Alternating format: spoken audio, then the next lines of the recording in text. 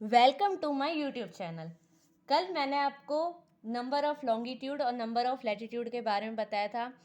आज मैं आपको सबसे बड़ा दिन कौन सा होता है, सबसे छोटा दिन कौन सा होता है और वो कैसे बनते हैं और वेदर और क्लाइमेट का बीच में फ़र्क सबसे पहले बताऊंगी। सबसे पहले आपको वेदर और क्लाइमेट के बीच फ़र्क पता होना चाहिए। वेदर आपका सिर्फ एक दिन का काउंट होता है। किसी दिन मौसम अच्छा है तो किसी दिन बुरा है। किसी दिन मैक्सिमम टेम्परेचर 25 चला जाता है तो किसी दिन मैक्सिमम टेम्परेचर 21 है। क्योंकि ये सिर्फ आपका एक दिन का काउंट होता है, सिर्फ एक दिन का, क्योंकि वेदर रोज चेंज होता है। लेकिन क्लाइमेट आपका एक दिन का काउंट नहीं होता, क्लाइमेट आपका पूरे ईयर का काउंट होता है। क्लाइमेट मतलब होता है जलवायु। ये आपका पूरे ईयर का काउंट होता है, इसलिए आपको क्लाइमेट और वेदर के बीच फ़र्क पता होना चाहिए। अब बात करते हैं अर्थ की रोटेशन के बारे में। एक अर्थ है जो अपने अक्ष पर ही घूमती है, ठीक है, और एक जो सूर्य के चारों ओर घूमती है, ठीक है। एक होता है रोटेट करना और एक होता है रिवॉल्यूशन। जब अर्थ रोटेट करती है मतलब सिर्फ अपने अक्ष पर ही घूम रही है, जब अर्थ अपने अक्ष पर घूमती है तो उससे दिन और रात होते हैं और वेदर चेंज होता है। उससे दिन और रात होते हैं जब अपने अक्ष पर ही अर्थ घूमती है।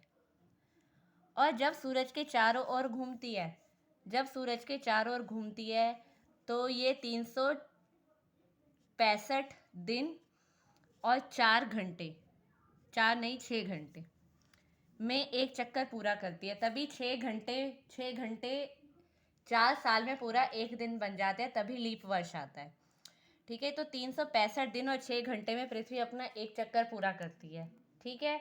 अब हम ये पता करें पूरे साल का चक्कर होता कैसा है पृथ्वी का। देखिए, ये कल मैंने आपको बताया था, जो अर्थ को 2 पार्ट्स में डिवाइड करती है, ये होता है आपका इक्वेटर, मतलब भूमध्य रेखा, भूमध्य रेखा, ठीक है। ये 23.5 डिग्री है आपका, ये कर्क रेखा, और इंग्लिश में कहते हैं ट्रॉपिक ऑफ कैंसर, ठीक है। नीचे वाली मकर रेखा और ट्रॉपिक ऑफ इधर कैप्रिकॉन, ट्रॉपिक ऑफ कैप्रिकॉन। अब देखिए, मैं अभी थोड़ा इंडिया के बारे में बताती हूँ। इंडिया ना आपका यहाँ लाई करता है, यहाँ इंडिया आपका इस जगह लाई करता है, ठीक है। तो सबसे पहले हम बात करते हैं 21 जून से। कहते हैं कि साइंस के हिसाब से इंडिया में सबसे बड़ा दिन होता है 21 जून। इंडिया में सबसे बड़ा दिन होता है 21 जून। तो 21 जून को सन कर्क रेखा पर होता है।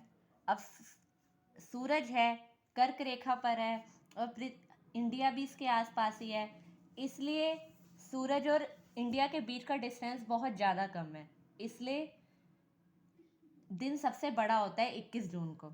फिर हम थोड़े 3 महीने बाद आते हैं 23 सितंबर, 23 सितंबर। थोड़ी सी दूरी बढ़ गई सूरज की पृथ्वी से, तो 23 सितंबर को हमारे यहाँ दिन और रात बराबर होते हैं। 23 सितंबर को माना जाता है दिन और रात बराबर होते हैं साइंस के हिसाब से, ठीक है।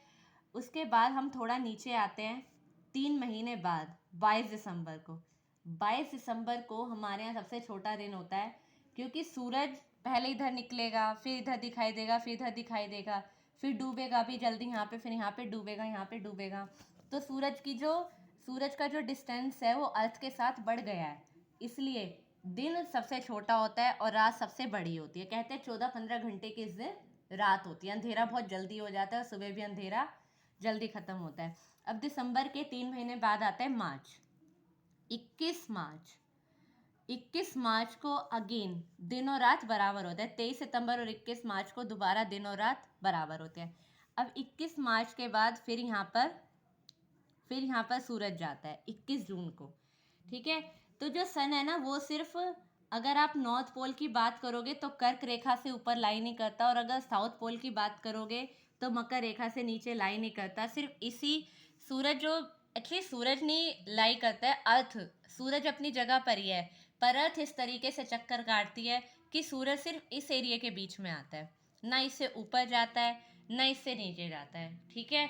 और जो इन दोनों जगह पे बहुत कम जीवन मतलब लोग रहते नहीं हैं, बहुत कम लोग रहते हैं यहाँ पर, क्योंकि यहाँ पर सूरज की धूप बिल्कुल जाती ही नहीं है, इसलिए दोनों पोल पर लोग रहते ही नहीं है, जीवन संभव ही नहीं है। धन्यवाद।